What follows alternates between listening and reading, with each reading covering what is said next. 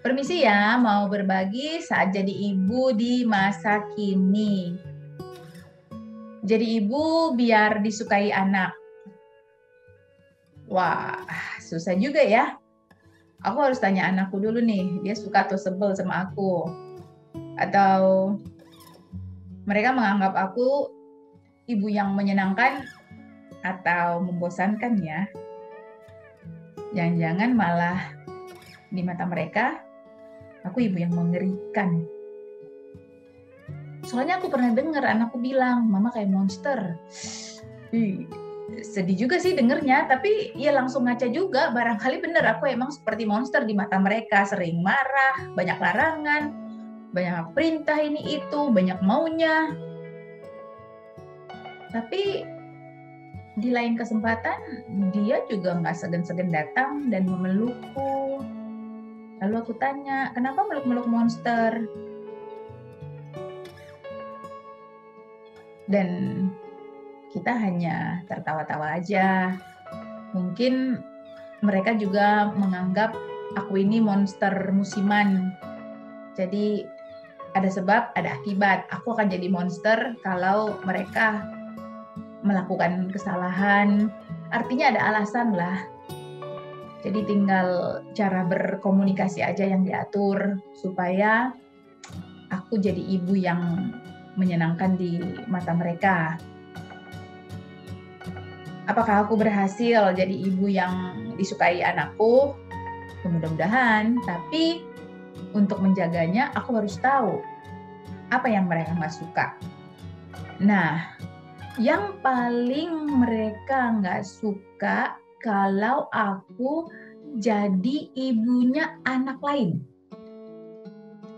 Artinya kayak gini nih, kita ibu-ibu kadang seringkali menuntut banyak ke anak.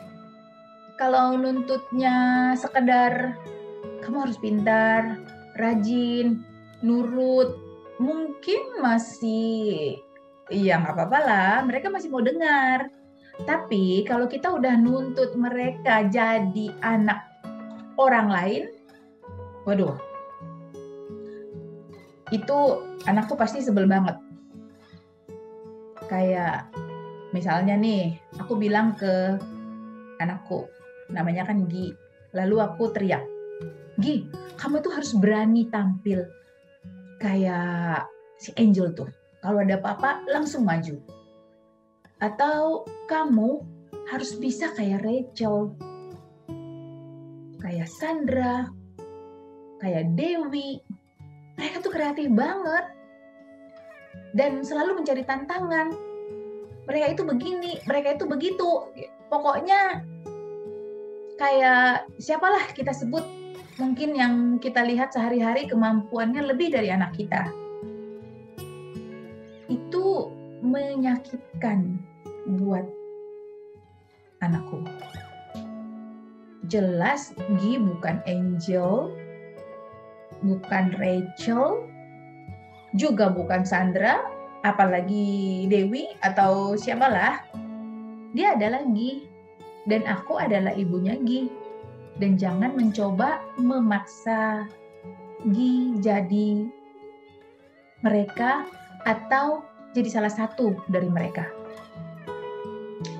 Sama nggak enaknya kan kalau satu hari nanti mereka bilang, Mama nggak seru nggak kayak ibunya Sandra.